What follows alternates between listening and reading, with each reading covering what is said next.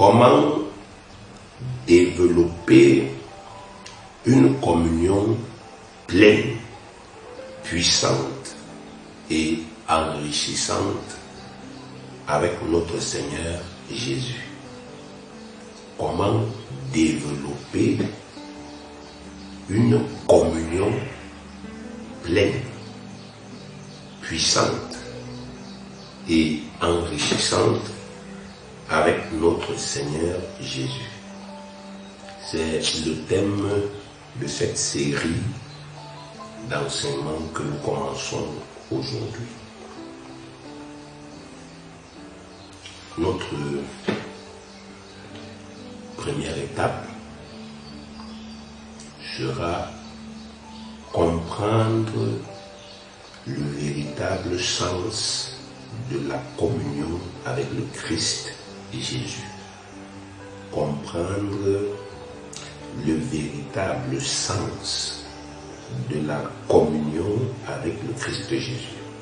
Donc, nous sommes dans une série qui est intitulée « Comment développer une communion pleine, puissante et enrichissante avec notre Seigneur Jésus ». Et la première étape dans cette série, c'est comprendre le véritable sens de la communion avec le Christ et Jésus. Bien-aimés, la Bible, qui est la parole de Dieu, contient une multitude de clés simples qui ont été instituées par notre Père Céleste pour nous apporter une réussite et un bonheur dépassant notre imagination. L'une d'entre elles, c'est la prière de foi. À plusieurs reprises dans la Bible, il est attesté que la prière fervente du juste possède une efficacité inimaginable. Jacques chapitre 5, au verset 16b, au verset 18, il est écrit: la prière fervente du juste a une grande efficacité. Élie était un homme de la même nature que nous. Il pria avec instance pour qu'il ne plût point, et il ne tomba point de pluie sur la terre pendant 3 ans et 6 mois. Verset 18. Il pria de nouveau, et le ciel donna de la pluie, et la terre produisit son fruit. Donc, ici, il est question des effets qu'une simple prière qu'un homme juste a faite avec une très grande foi. La Bible atteste que le ciel s'est fermé pendant 3 ans et 6 mois. Et après ces 3 ans et 6 mois, il a encore prié avec la même ferveur et la pluie a recommencé à tomber. Des biens, c'est-à-dire des ressources matérielles et financières, des biens humainement inaccessibles peuvent réellement nous être donnés simplement parce que nous les demandons à notre Père Céleste avec une foi pleine et fervente, c'est-à-dire des biens auxquels nous-mêmes, par nos propres efforts, par notre sagesse, nous ne pouvons pas accéder. Ces biens-là peuvent nous être donnés si et seulement si nous les demandons à notre Père qui est dans le ciel, dans la prière et avec une foi pleine et fervente. Jean chapitre 16, verset 24 dit ceci. Jean chapitre 16, verset 24 dit ceci. Jusqu'à présent, vous n'avez rien demandé en mon nom. Il s'agit du Seigneur Jésus qui parle à ses disciples. Jusqu'à présent, vous n'avez rien demandé en mon nom. Demandez et vous recevrez afin que votre joie soit parfaite. Matthieu chapitre 7, le verset 7, la partie A, il est écrit: demandez et l'on vous donnera. Demandez et l'on vous donnera. Matthieu chapitre 7, le verset 11, il est écrit: si donc, méchants comme vous l'êtes, vous savez donner de bonnes choses à vos enfants, à combien plus forte raison votre Père qui est dans les cieux donnera-t-il de bonnes choses à ceux qui les lui demandent. Marc chapitre 11, le verset 24. C'est pourquoi je vous dis, tout ce que vous demanderez en priant, croyez que vous l'avez reçu et vous le verrez s'accomplir. Et enfin, Matthieu chapitre 21, le verset 22. Tout ce que vous demanderez avec foi, tout ce que vous demanderez avec foi par la prière, vous le recevrez. Bien aimé, ça peut nous sembler irréel. Je suis même sûr que beaucoup parmi nous ne l'admettent pas. Beaucoup parmi nous considèrent que ces affirmations-là sont trop belles pour être vraies. Mais il n'en demeure pas moins vrai que c'est exactement ce qui est écrit noir sur blanc dans la Bible. Même si nous n'arrivons pas à admettre que c'est possible, nous devons néanmoins reconnaître que c'est exactement ce qui est écrit. Tout ce que Dieu, notre tendre et bon Père Céleste, a promis de nous donner, à savoir le mariage, le meilleur travail possible selon nos capacités, des ressources abondantes. Je dis bien des ressources abondantes nécessaires à notre vie, des guérisons et des miracles, des choses surnaturelles, les percées miraculeuses pour l'expansion de sa parole, etc. Toutes ces choses, bien-aimées, nous pouvons réellement les recevoir simplement en le lui demandant avec foi. C'est ce qui est écrit. C'est ce que la Bible dit. Que si aujourd'hui, moi, en tant que fils de Dieu, juste de par la justice du Christ qui m'a été donnée, si je demande à Dieu d'opérer des miracles dans ma vie afin d'apporter, de rendre disponible les ressources dont j'ai besoin pour cette vie, telle qu'il a promis, il dit qu'il le fera si je lui demande. C'est ce qui est écrit et c'est ce qu'il voudrait que nous puissions comprendre. Même si ça fait 7000 ans que nous demandons sans recevoir, ça ne change rien à la vérité. Je vous ai toujours enseigné que la parole de Dieu est, reste et demeure la vérité. La parole de Dieu reste et demeure la norme. Même si elle ne s'accomplit pas dans nos vies, elle ne doit jamais être remise en question. Jamais. Ne remettez jamais Dieu et sa parole en question. Au contraire, humiliez-vous, abaissez-vous et remettez-vous vous-même en question.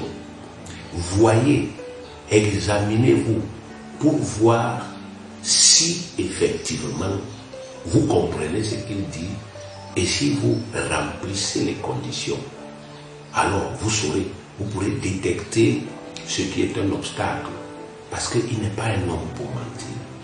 Et il est important qu'en cette époque qui est caractérisée par la difficulté, qui est caractérisée par la précarité, il est important que nous sachions, bien-aimés, que les biens que Dieu nous a promis sont toujours disponibles. Ils vont rester disponibles pour tous ceux qui croiront.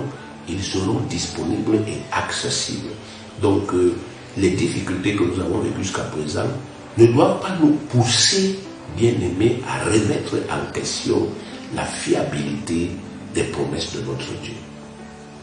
Toutes ces promesses sont des déclarations du Seigneur Jésus, qui est notre Sauveur, qui est notre Rédempteur, le Fils unique de Dieu, qui a donné sa vie en rançon pour nos péchés.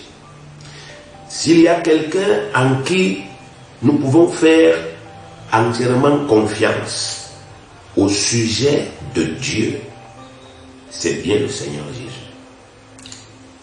Il est dans le secret, c'est le seul qui est dans le secret intime de Dieu, notre Père Céleste. C'est le seul qui connaît parfaitement notre Père. Et à ce titre, c'est lui seul qui peut nous le révéler parfaitement. Vous savez, une fois j'étais en train de méditer sur Marc 11, verset 24, que nous avons lu tantôt, et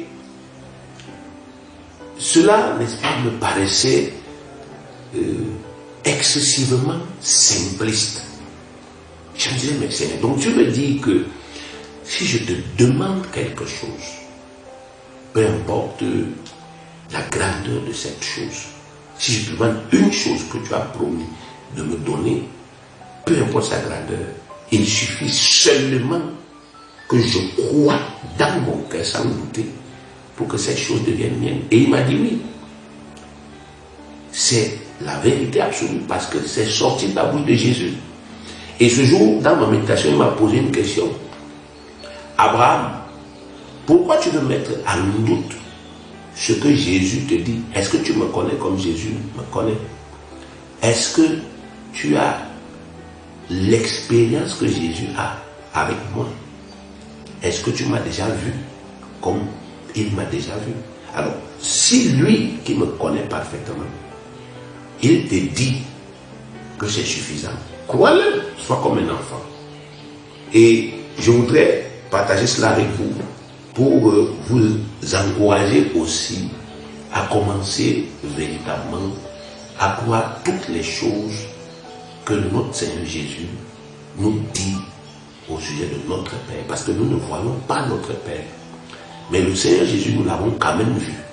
Il était sur cette terre et nos prédécesseurs l'ont vu et ils ont vécu avec lui. Donc, nous pouvons croire, considérer pour fiable à 7000% tout ce que le Seigneur Jésus nous dit au sujet de Dieu. Parce que il est dans l'intimité du Père, il le connaît et c'est lui qui nous révèle le Père. Ce n'est pas la religion, ce n'est pas la philosophie, c'est notre Seigneur qui nous révèle le Père. Luc 10, verset 22, voici ce qu'il dit. Toutes choses m'ont été données par mon Père. Toutes choses m'ont été données par mon Père. Et personne ne connaît qui est le Fils, si ce n'est le Père, ni qui est le Père, si ce n'est le Fils, et celui à qui le Fils veut le révéler. Oui. Vous ne pouvez pas connaître le Père si ce n'est par une révélation de son Fils. Jean 1, verset 18. Personne n'a jamais vu Dieu. Le Fils unique qui est dans le sein du Père est celui qui l'a fait connaître. Donc, bien-aimés, ce que le Seigneur Jésus est venu nous dire à propos du Père, c'est le paroxysme de la révélation. Il est venu nous dévoiler qui est notre Père. Nous avons un Père là-haut et nous ne l'avons jamais vu, mais au travers de la révélation de son Fils unique, le Christ Jésus, nous pouvons le connaître. Nous avons donc, bien aimé, rien à perdre en croyant ce que Jésus nous dit. Au contraire, nous avons tout à gagner. À plusieurs reprises, notre Seigneur Jésus a expérimenté la fiabilité, l'authenticité et l'efficacité de cette clé, c'est-à-dire demander simplement. Il a expérimenté ça à plusieurs reprises. Pour multiplier 5 pains et 2 poissons, afin de nourrir une foule de 5000 personnes, il a juste rendu grâce au Père Céleste et le miracle s'est accompli. Matthieu 14, verset 17 à 21. Il y avait une foule. Il avait fait un séminaire qui a duré quelques jours. Donc les gens, n'est-ce pas, ont tout abandonné pour aller écouter la parole de Dieu. Et après le séminaire, il a donc demandé à ses disciples de donner à manger à tous les séminaristes, tous ceux qui étaient venus assister. Et c'était des foules. Il y avait pratiquement 5000 personnes.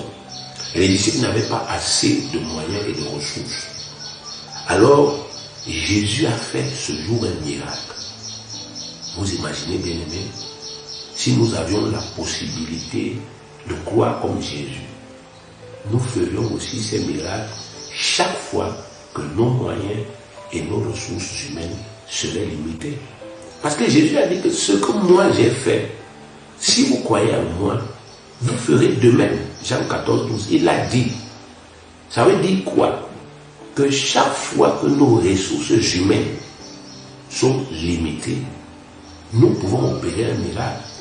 Ou bien on vous demander à Dieu d'opérer un miracle et Dieu le fera. C'est ce qui s'est passé là. On dit Matthieu 14, verset 17 à 21. Mais il lui dit, nous n'avons ici que 5 pains et 2 poissons. Et il dit, apportez-les-moi, 5 pains et 2 poissons. Il fit asseoir la foule sur l'herbe, prit les 5 pains et les 2 poissons, et levant les yeux vers le ciel, il rendit grâce. C'est tout ce qu'il a fait. Il a rendu grâce. Donc il a dit merci. Puis il rompit les pains et les donna aux disciples, et qui les distribuèrent à la foule. Tous mangèrent et furent rassasiés, et l'on emporta 12 paniers pleins de morceaux qui restaient.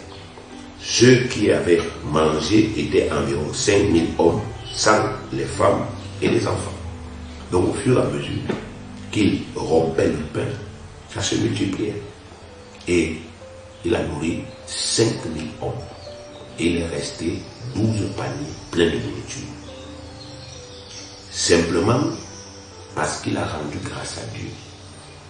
Bien-aimés, imaginez si aujourd'hui nous pouvions arriver à ce niveau, à cette simplicité, au travers d'une simple prière d'action de grâce, un miracle incroyable se produit et nos ressources limitées se multiplient. Mais nous serions un peu très heureux, bien-aimés. C'est pourquoi il faut y aspirer. Jésus a vécu ça. Donc quand il nous dit que c'est possible, c'est possible. Pour ramener Lazare de la mort à la vie, il a juste rendu grâce à son Père et le miracle s'est encore produit. Lisons. Jean chapitre 11, du verset 41 au verset 44. Ils ôtèrent donc la pierre et Jésus leva les yeux en haut et dit, Père, je te rends grâce de ce que tu m'as exaucé. Le miracle n'est même pas encore accompli, mais il lui rend déjà grâce de ce qu'il a déjà été exaucé. Il sait qu'il a déjà été exaucé. Pour moi, je savais. Oui, il dit je savais. Je savais que tu m'exauces toujours, mais j'ai parlé à cause de la foule qui m'entoure, afin qu'ils croient que c'est toi qui m'as envoyé.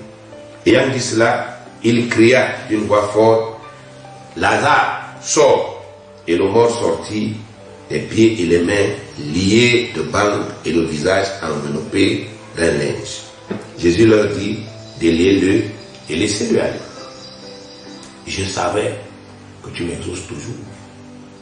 Bien-aimé, si nous pouvons arriver à cette certitude, alors nous allons connaître un bonheur qui va illuminer toute notre vie et qui va permettre que les gens soient sauvés. Nous prions, certes, nous demandons, mais nous n'avons pas la même assurance.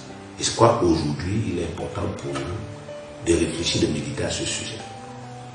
Quelqu'un qui était mort et enterré depuis 4 jours et qui se décomposait déjà est surnaturellement revenu à la vie simplement parce que notre Seigneur Jésus a rendu grâce au Père Céleste et le lui a demandé avec foi. C'est tout. Donc ces récits prouvent à souhait que malgré sa simplicité apparente, la prière de foi possède réellement une efficacité qui transcende notre imagination. Nous pouvons réellement accéder à des ressources humainement hors de portée si et seulement si nous les demandons simplement avec toute la foi nécessaire à notre Père Céleste. C'est ce qui est écrit. Et bien aimé, nous n'avons pas besoin de spéculer à ce sujet. C'est ce qui est écrit. Même si ce n'est pas ce que nous vivons actuellement, c'est ce qui est écrit. Et puisque c'est écrit, c'est ça qui est la vérité que nous devons croire. Une autre clé simple pour la bénédiction, c'est la pleine communion avec notre Seigneur Jésus. La pleine communion avec notre Seigneur Jésus. Disons ce que les Saintes Écritures disent à ce sujet et méditons ensemble dessus pour en saisir la quintessence. Lisons. Jean chapitre 15. Jean chapitre 15, du verset 7 au verset 8. Voici ce qui est écrit. Jean chapitre 15, du verset 7 au verset 8. Si vous demeurez en moi et que mes paroles demeurent en vous. Je reprends.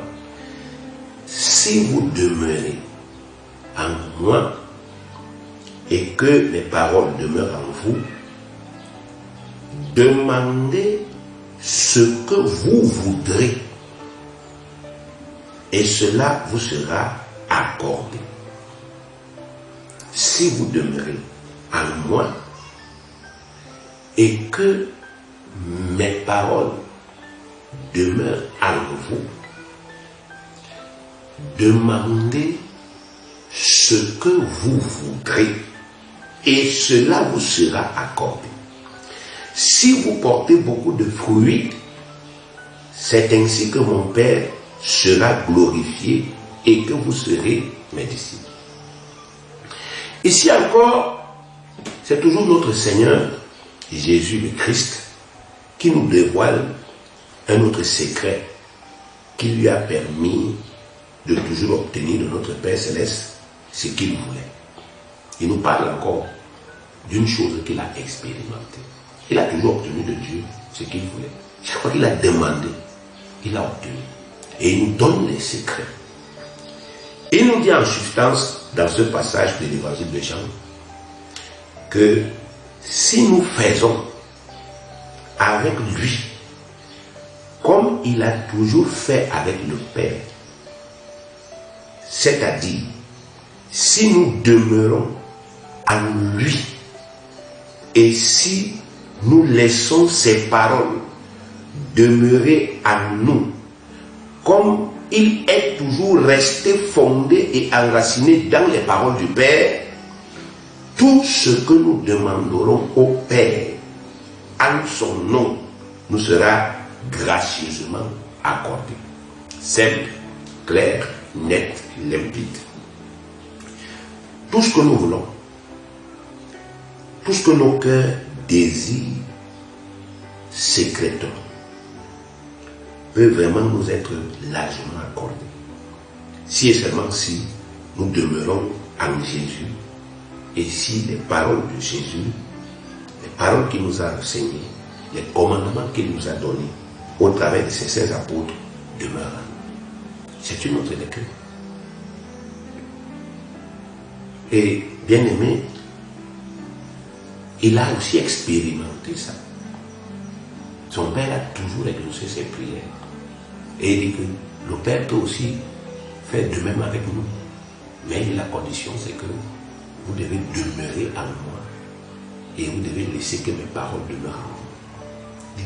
Il dit, toutes les ressources abondantes, toutes les ressources abondantes dont nous avons besoin actuellement pour subvenir à nos besoins et pour accomplir le ministère de la réconciliation peuvent nous être gracieusement accordées aujourd'hui par notre Père Céleste, si et seulement si nous demeurons dans le Christ, notre Seigneur, et si ses paroles demeurent en nous. Ce secret s'appelle la communion pleine et totale avec le Christ. À travers la communion avec le Christ, toutes les ressources, sans aucune distinction, dont nous avons besoin actuellement, peu importe à combien elles s'élèvent, elles peuvent réellement nous être données. Peu importe la nature de ces ressources-là, nous pouvons y accéder si et seulement si nous pratiquons cette clé.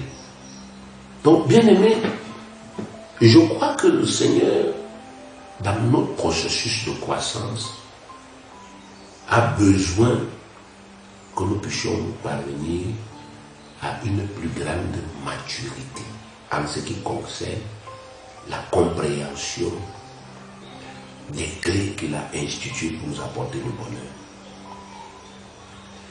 C'est important aujourd'hui parce que beaucoup de gens au sein de l'Église ont de plus en plus l'impression que certaines promesses de la Bible sont des promesses fallacieuses. Beaucoup de gens pensent qu'il y a certaines choses qui sont dites, mais qui ne sont pas accessibles. Et Dieu lutte pour que nous puissions croire. Tout d'abord parce qu'il est Dieu. Il n'y a rien d'étonnant de la part de Dieu. Je le dis toujours, que si demain, on apprend que l'homme de Dieu que je suis est devenu milliardaire, ça ne doit étonner personne. Ça ne doit étonner personne. Parce que Dieu est capable. Il a fait par le passé, il peut le faire aujourd'hui. Mais le problème est, est-ce que moi, cet homme de Dieu, je suis capable de croire pour que cela se produise? C'est pour ça que Dieu nous enseigne. Ces enseignements sont simples. Ce n'est pas compliqué. Je suis persuadé que vous tous, vous connaissez ces versets. Mais la question n'est pas si vous les connaissez. La question est-ce que vous avez médité dessus pour essayer de comprendre le sens, la signification profonde de ce qui vous est enseigné à l'intérieur de ces versets? Bien avant nous, bien aimés, les croyants de l'ancienne alliance, comme David, ont expérimenté largement l'efficacité de la pleine communion avec Dieu. Et ils nous ont laissé des conseils pratiques à ce sujet. David nous enseigne, nous l'église, il nous enseigne sur la communion. Psaume 37, verset 4. Psaume 37, verset 4, il dit, fais de l'Éternel tes délices, et il te donnera ce que ton cœur désire. Fais de l'Éternel tes délices, et il te donnera ce que ton cœur désire. Vous voyez, bien aimés, nous avons des désirs légitimes. Nous avons des besoins réels. Et dans la parole, il y a des promesses. Des promesses que le Père ne peut pas régner parce qu'il les a réellement faites. Des promesses qu'il a faites pour combler nos désirs. C'est le mot désir. Pour combler ce que nous désirons. Pour satisfaire nos désirs. Mais bien aimés, nous continuons de vivre une vie insatisfaite. Alors qu'il y a des clés comme celle-ci, Psaume 37, verset 4. Nous ne nous sommes jamais arrêtés pour dire, mais est-ce que je comprends vraiment? Là, le temps est en train de passer. Mais si c'est vrai, mais pourquoi est-ce que je ne m'arrête pas simplement? Pourquoi aujourd'hui, je ne prends pas la décision de dire, mais Seigneur, David qui parle là, il a été comblé, il a été satisfait, il est parti de derrière les moutons, il est devenu un roi au sens propre du terme. Il a eu un trône sur lequel il s'est assis. Il n'était qu'un berger de moutons. Dans sa famille, il n'était même pas considéré. Mais il est devenu un roi tel que tu le lui avais dit, au sens propre. Alors, si ça s'est passé pour lui, mais bien aimé, Dieu ne fait pas exception de personne. S'il nous parle de ça, ça veut dire qu'il a pratiqué cette clé. Il a fait de l'Éternel ses délices. Et l'Éternel lui a donné ce que son cœur désire. Son cœur, il parle de son cœur. Et il a été dans la joie. Parce que ce n'est que quand les besoins, les désirs de nos cœurs sont comblés que nous sommes dans la joie. Bien aimé, la plupart du temps, les gens font semblant d'être dans la joie. Et chantent à l'église, mais ils ne sont pas dans la joie. Parce qu'on ne peut pas biaiser avec ça, on ne peut pas mentir avec son cœur. C'est quand les désirs de votre cœur sont comblés que vous êtes dans la joie. Et quand ils sont comblés en abondance, votre joie est parfaite. Et Dieu, c'est ça qu'il désire pour nous. Donc, il est réellement possible que les désirs intimes de nos cœurs soient pleinement satisfaits par notre Père Céleste. Il est réellement possible que toutes nos demandes soient comblées par le ciel et que nous soyons dans une joie parfaite, si et seulement si nous croyons et nous pratiquons vraiment cette clé simple qu'est la communion. Notre Père Céleste est le Dieu tout-puissant, au sens propre du terme. C'est-à-dire le Dieu qui peut tout. Actuellement, là, bien aimé, quand je regarde avec les yeux de la chair, je ne sais pas comment Dieu peut faire que d'ici à ce que le mois d'août 2020 finisse, je reçois en manifestation toutes les ressources que je lui ai demandées pour ma vie et pour son Église. Je ne sais pas, mais je le crois.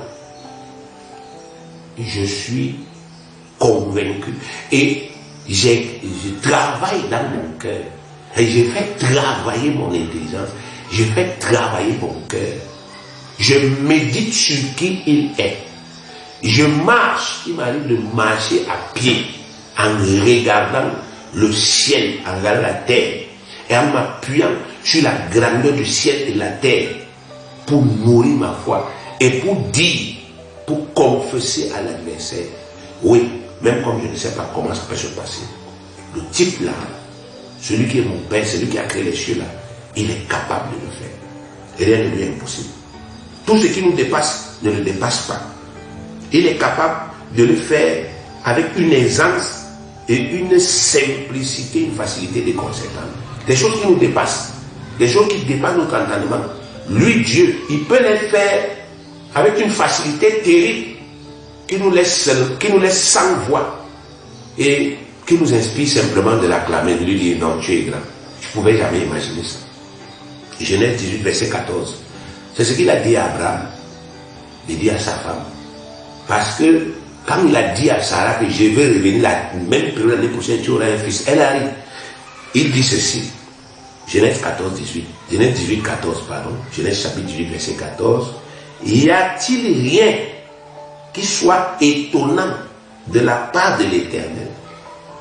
Pourquoi tu ris, Sarah?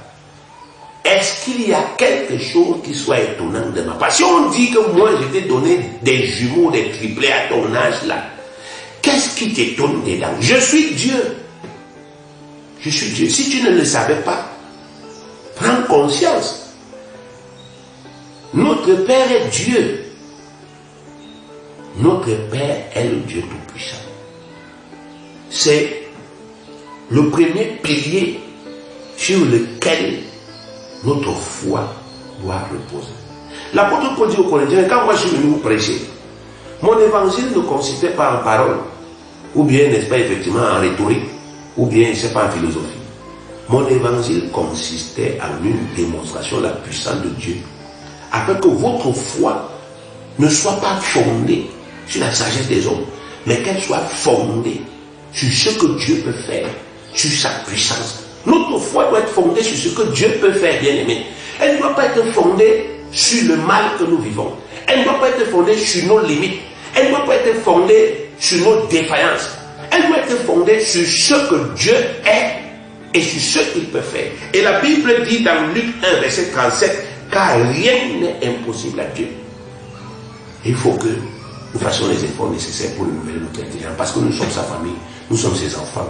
Et c'est à travers nous, bien-aimés, qu'il veut se refléter aujourd'hui. Mais, malgré l'authenticité de toutes ces promesses, la véracité, la fiabilité de toutes ces promesses, notre intellect, notre tête-ci, qui a été conditionné à croire que tout doit forcément être difficile pour nous et qu'il nous faut d'abord souffrir abondamment avant d'être béni par Dieu, n'arrive pas à admettre qu'un si grand bonheur soit si facilement accessible. C'est ça notre problème. Notre intellect n'arrive pas à accepter l'efficacité de ces clés à cause de leur extrême simplicité. Donc notre tête dit, c'est trop facile, c'est trop simple. Bien, mais c'est un peu comme le combat que nous avons aujourd'hui pour amener le peuple de Dieu à croire la guérison surnaturelle. Les gens disent, c'est trop simple. Imposer seulement les mains à quelqu'un qui a le cancer et il guérit, c'est trop simple. Mais vous vouliez que ce soit compliqué, pourquoi? C'est une grâce. Vous voulez que Dieu nous complique la guérison, pourquoi? Pourquoi vous laissez que Satan endurcisse vos cœurs à un si grand point? Pourquoi vous voulez qu'un Dieu qui se définit comme étant essentiellement amour nous complique la guérison? Pourquoi vous voulez qu'il nous dise de faire 450 pompes avec un doigt avant de guérir? Pourquoi vous voulez qu'il nous demande, n'est-ce pas, de boire un fût d'eau avant de voir des miracles? Pourquoi vous voulez qu'il nous complique la vie alors que lui, il nous dit qu'il nous aime, que nous sommes sa famille, nous sommes ses enfants? Qui parmi nous complique la vie à ses enfants, même quand ceux-ci pêchent contre lui? Qui? Si j'étais capable de donner le ciel à mes enfants, je leur donnerais le ciel. Alors donc, bien aimé, ce que nous faisons avec nos enfants, nous devons aussi admettre que c'est comme ça que Dieu fait avec nous. L'amour que nous avons pour nos enfants doit nous aider à comprendre l'amour que Dieu a pour nous. La Bible dit, 1 Jean 5, 3, car l'amour de Dieu consiste à garder ses commandements. Et ces commandements ne sont pas pénibles. Ce n'est pas pénible. C'est simple. Les commandements qui apportent l'argent, le bonheur, c'est simple. La communion fait partie d'une de ces clés. Et ce n'est pas compliqué. C'est simple.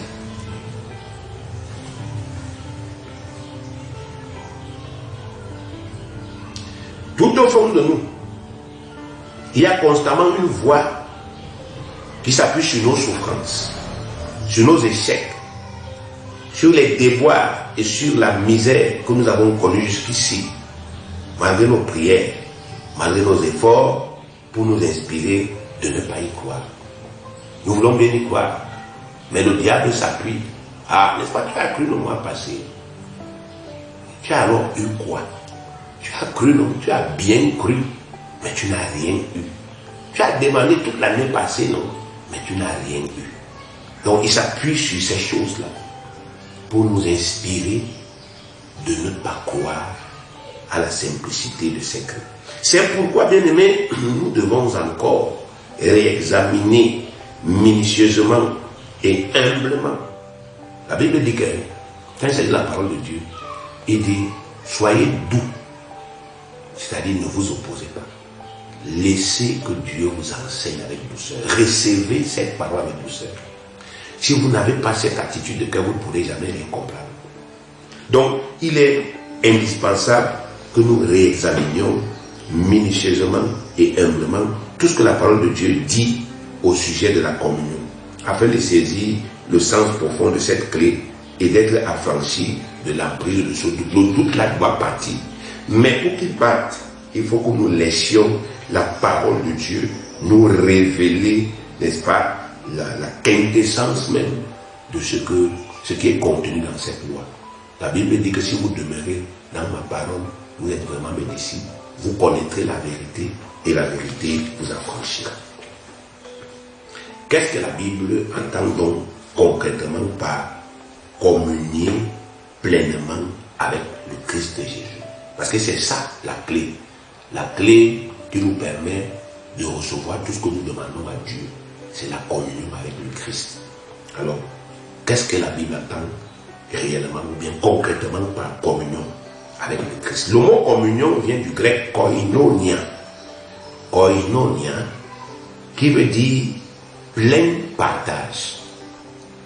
Selon son étymologie, communier avec quelqu'un veut littéralement dire partager pleinement tout ce que cette personne a de plus intime.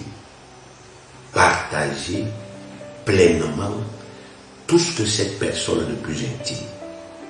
Communier pleinement avec Jésus-Christ signifie donc partager pleinement l'intimité du Seigneur Jésus-Christ.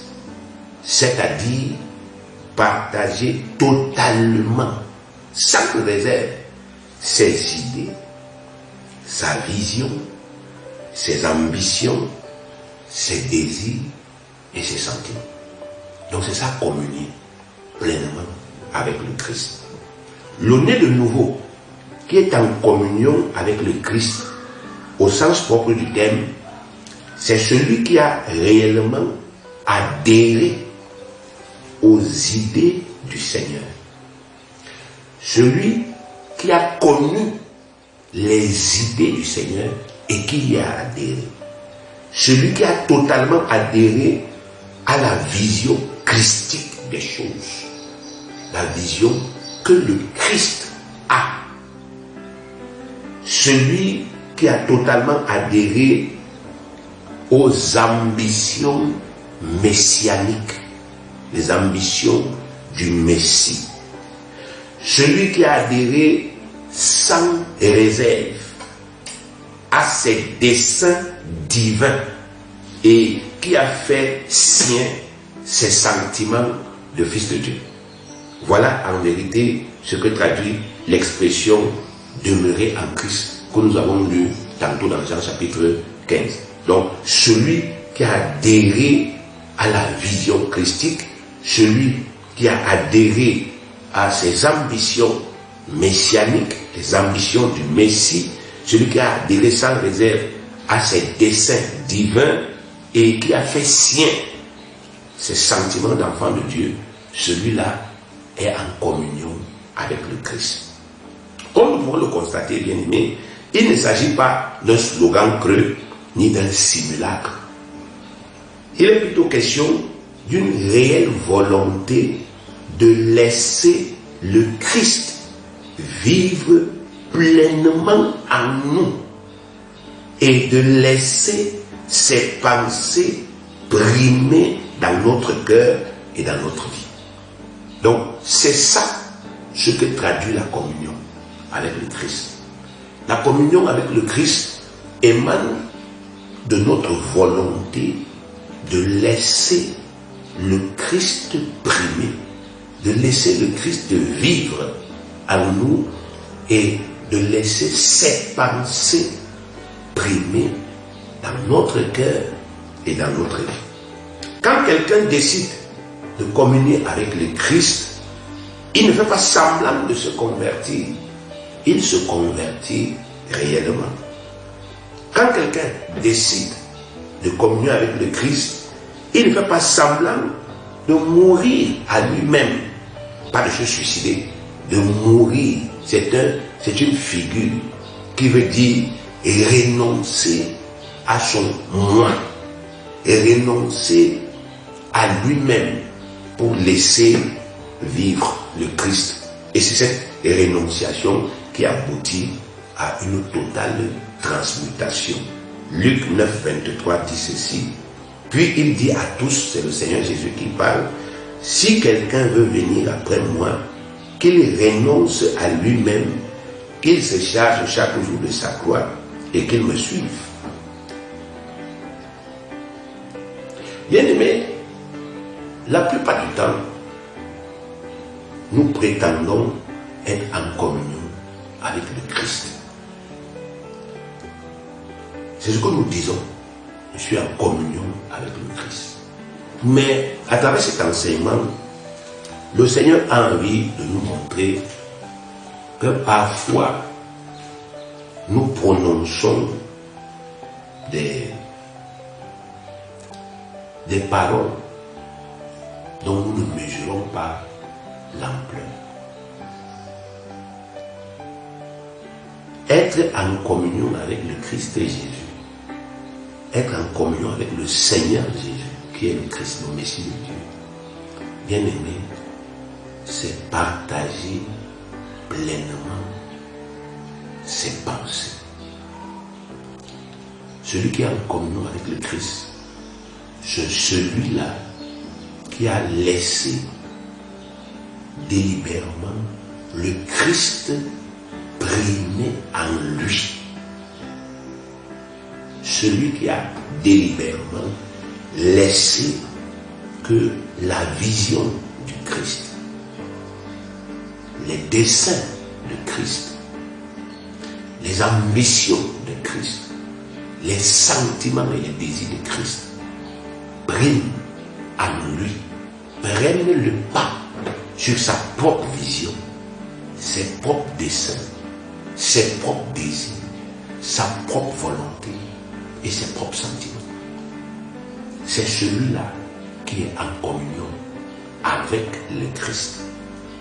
À travers les écrits bibliques qui nous révèlent réellement le Christ, nous découvrons sa vraie nature glorieuse et nous accédons à ses secrets les plus intimes, parce que c'est la parole de Dieu qui nous révèle le Christ.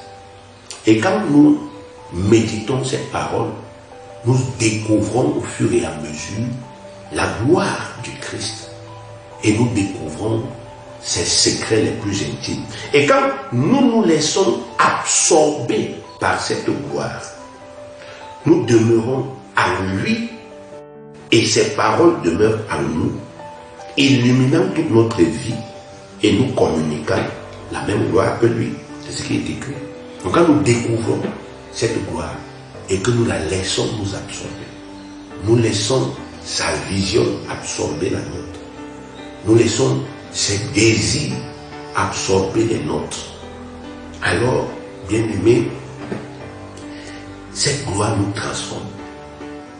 Elle nous fait ressembler en tout point au Christ. 2 Corinthiens 3, 2 Corinthiens chapitre 3, du verset 16 au verset 18. Voici ce qui est écrit. Mais lorsque les cœurs se convertissent au Seigneur, le voile est ôté. Or, le Seigneur, c'est l'Esprit. Et là où est l'Esprit du Seigneur, là est la liberté. Nous tous qui, le visage découvert, contemplons comme dans un miroir la gloire du Seigneur, nous sommes transformés en la même image de gloire en gloire, comme par le Seigneur l'Esprit. Donc ici, il est dit qu'il y a une transformation qui se produit lorsque nous laissons que la gloire du Seigneur nous absorbe. Vous voyez, lorsque nous tournons nos cœurs vers le Seigneur, alors, bien aimé, il y a un miracle qui se produit. Il y a une transformation. Nous sommes absorbés par cette gloire. Nous sommes absorbés par cette sagesse. Nous sommes absorbés, bien aimés, par la grandeur de ce que nous découvrons. Nous comprenons l'infinie grandeur et la beauté inouïe du Christ et de sa vision. Et en face de cela, notre honnêteté intrinsèque nous inspire simplement de faire taire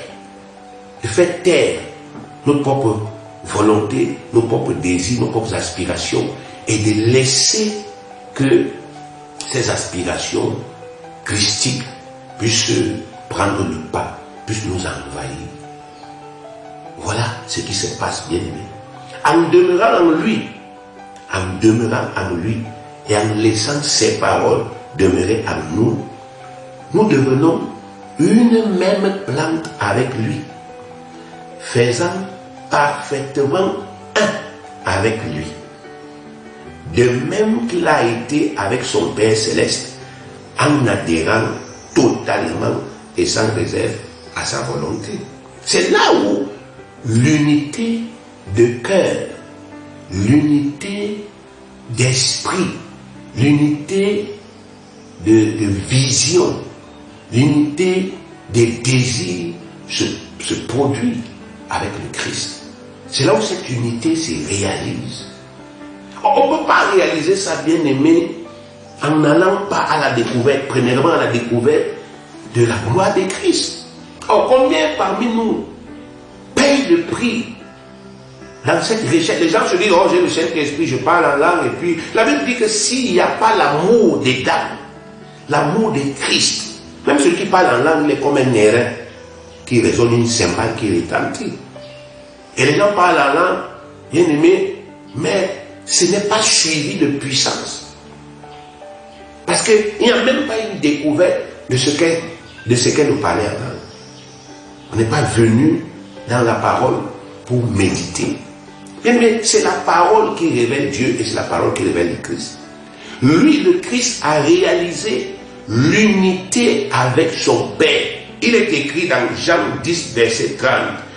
Moi et le Père, nous sommes un. Pourquoi? La réponse, il nous la donne lui-même. Il nous donne la réponse. Jean 6, 38. Car je suis descendu du ciel pour faire non ma volonté, mais la volonté de celui qui m'a envoyé. Vous voyez ça, bien aimé? C'est comme ça que ça s'est passé. Ce n'est pas seulement parce qu'il a été conçu dans le sein de Marie par le Saint-Esprit, ce n'est pas seulement parce qu'il a reçu le Saint-Esprit après être sorti des eaux du baptême qu'il a pu réaliser ce qu'il a réalisé. Non, il a communié avec son Père. Et il a laissé que la vision de son Père l'absorbe.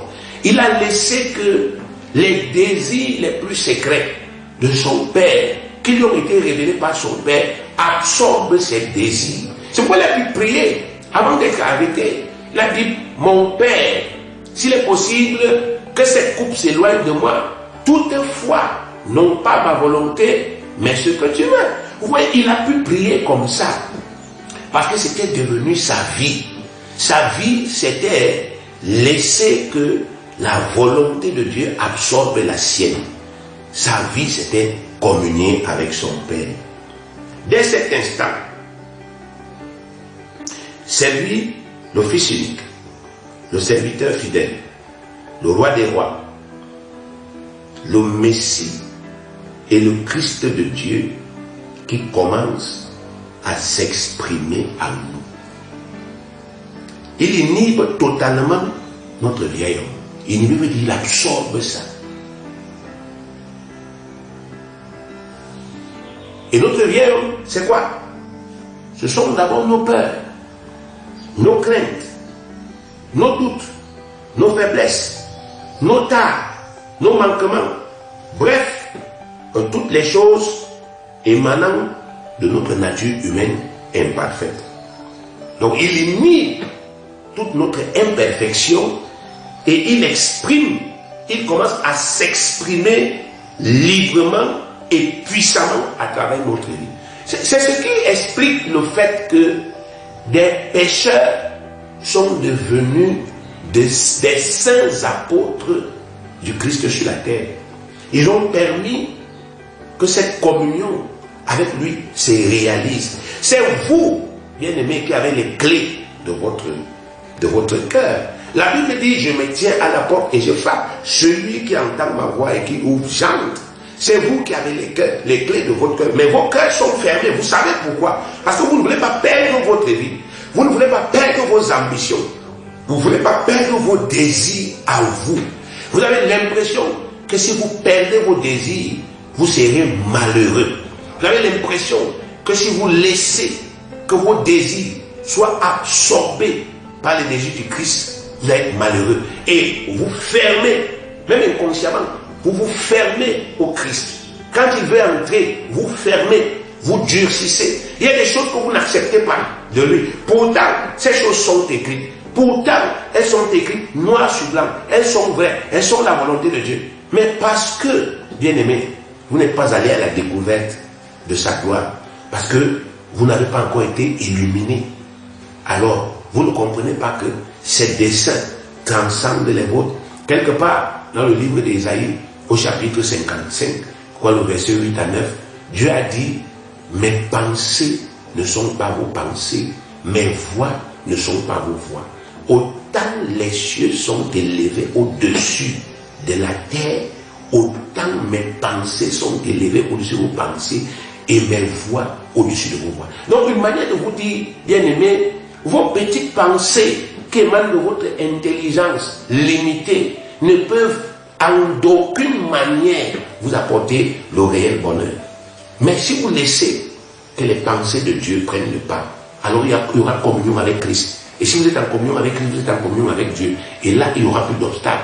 Vous allez accéder à un bonheur qui transcende votre imagination. La puissance de Dieu va commencer à s'exprimer. Le Christ va commencer à vivre librement, sans obstacles. Il n'y aura plus d'obstacles à ce que le Christ s'exprime. Et quand le Christ s'exprime, Satan s'abaisse. Quand le Christ s'exprime, le monde est assujetti. Donc voilà les clés. Quand le Christ s'exprime, les richesses se mettent à votre disposition. Regardez, Galates 2:20. J'ai été crucifié avec Christ. Et si je vis, ce n'est plus moi qui vis. C'est Christ qui vit en moi. C'est Christ qui vit. L'apôtre Paul a pu réaliser ça. Laissez Christ vivre. Et si je vis maintenant dans la chair, je vis dans la foi au Fils de Dieu qui m'a aimé et qui s'est livré lui-même pour moi. Et regardez un peu le ministère qu'il a pu accomplir dans des conditions terribles. Mais regardez la gloire qui s'est manifestée. À partir de ce moment, à partir du moment où nous réalisons la communion, nous laissons Christ nous absorber, nous commençons à voir les choses comme il le voit. Voilà la nuance. Avant ça, on ne peut pas avoir la même vision que lui. Nous commençons à voir les choses comme il les voit. Nous commençons à penser comme il pense lui-même. Nous commençons à désirer uniquement ce qu'il désire, à vouloir uniquement ce qu'il veut, à aimer ce qu'il aime et à aimer comme il aime. Nous parlons le même langage que lui et nous agissons exactement comme il l'aurait fait s'il était encore sur la terre. poursuivant avec joie la même ambition qu'il a poursuivie. Colossiens 1, verset 24. Je me réjouis maintenant, c'est l'apôtre Paul qui parle, je me réjouis maintenant dans mes souffrances pour vous. Je me réjouis dans mes souffrances. Bien aimés, examinons-nous. Nous qui souffrons actuellement, voyons si nous souffrons avec joie. Lui, il dit, je me réjouis maintenant dans mes souffrances. Et ce qui manque aux souffrances de Christ, je l'achève en ma chair pour son corps qui est l'Église. Vous voyez? Aujourd'hui, la plupart des gens qui souffrent pour le ministère le font avec tristesse. D'autres sont aigris, ils sont fâchés, sont frustrés, même s'ils ne vous le disent pas, c'est la vérité. Vous savez, nous avons besoin, bien aimés, d'ouvrir nos cœurs, de laisser que la lumière entre dans nos cœurs. Les gens sont fâchés, ils font mal leur job pour le Seigneur. Ils le font à contre-cœur, ils murmurent tout le temps, ils se plaignent, ils se lamentent, parce qu'ils souffrent. Ils souffrent pour le ministère. Mais voilà quelqu'un qui dit, lui il souffre avec joie. Pourquoi? Parce qu'il y a eu la communion. La puissance inouïe du Christ, qui jusque-là stagnait en nous, se déploie totalement. Et les miracles les plus inimaginables commencent à se produire chaque fois que nous rendons le ministère avec une extrême simplicité. Nous commençons à voir la puissance. Elle se manifeste. Bien aimés, les malades guérissent simplement parce que nous parlons, ou bien simplement parce que nous imposons les mains. Des gens qui avaient le cancer du cerveau, ils guérissent. Nous prions même pour les gens qui sont à distance, ils guérissent. Et nous sommes remplis de joie, remplis d'encouragement. Au fur et à mesure que nous répandons, n'est-ce pas, la vie de Dieu dans les vies des gens. Acte 19, versets 11 à 12. Et Dieu faisait des miracles extraordinaires par les mains de Paul, au point qu'on appliquait sur les malades des linges ou des mouchoirs qui avaient touché son corps, et les maladies les quittaient et les esprits malins sortaient. Si vous lisez la suite du récit, vous allez vous rendre compte que toute l'Asie mineure a été évangélisée par l'apôtre Paul et par ses disciples de l'école de Tyrannus en seulement 2 ans et 3 mois.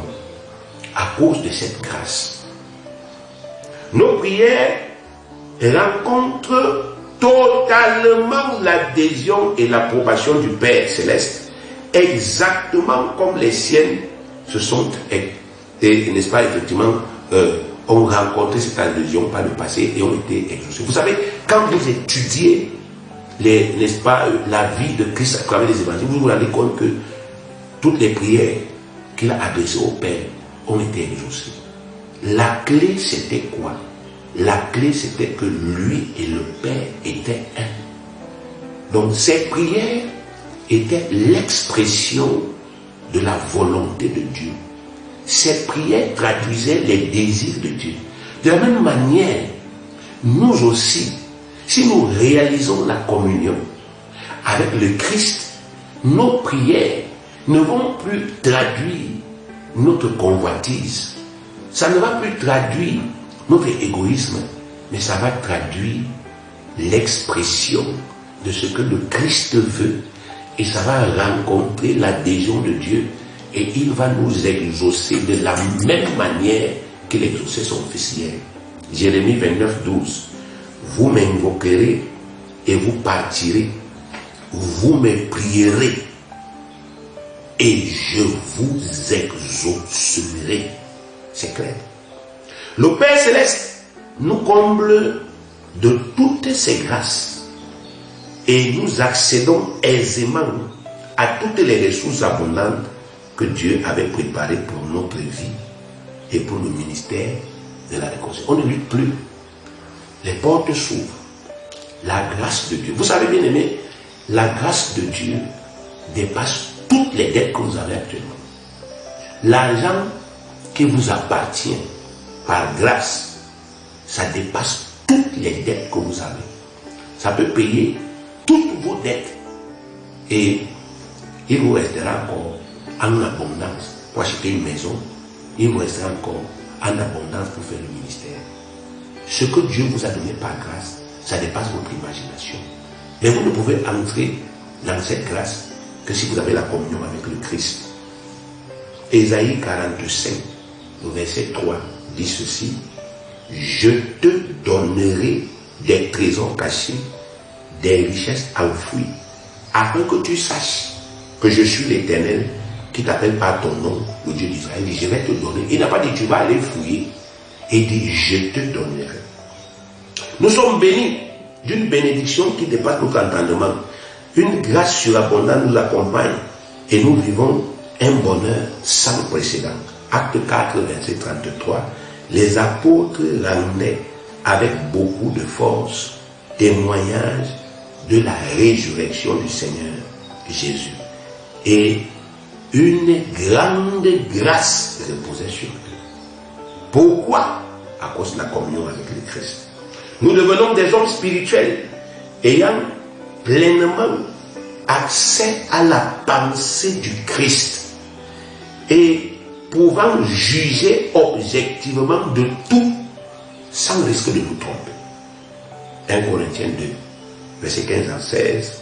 L'homme spirituel, au contraire, juge de tout et il n'est lui-même jugé par personne.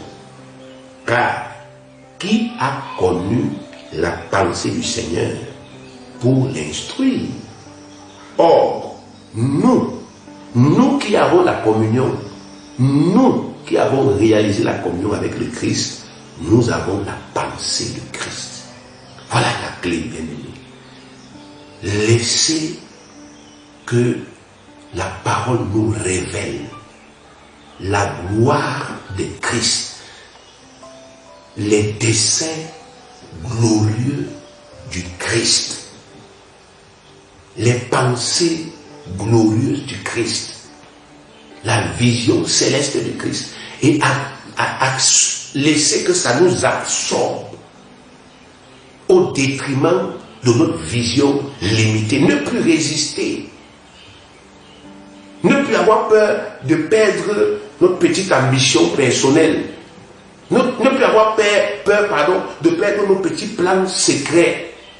Mais laisser que les plans glorieux de Dieu se réalisent dans nos cœurs et se traduisent, bien aimés, par un abandon total. Là, le Christ ne rencontrera plus aucun obstacle à s'exprimer. Et je vous dis que le Christ peut battre Satan une fois. Il a déjà battu une fois. Il peut encore le battre une fois. Il peut encore le battre deux fois.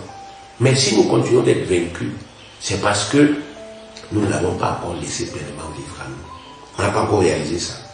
Donc, malgré sa simplicité, nous pouvons affirmer, sans craindre de nous tromper, que la pleine communion avec le Christ est réellement une clé puissante et efficace pour accéder au grand bonheur que Dieu nous a promis.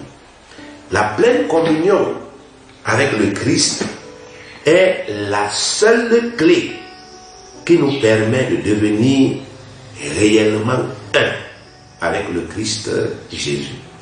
Quand un disciple parvient à réaliser cette communion, il devient une réplique parfaite du Christ Jésus sur la terre, c'est-à-dire une copie conforme et certifiée du Messie dans ce monde.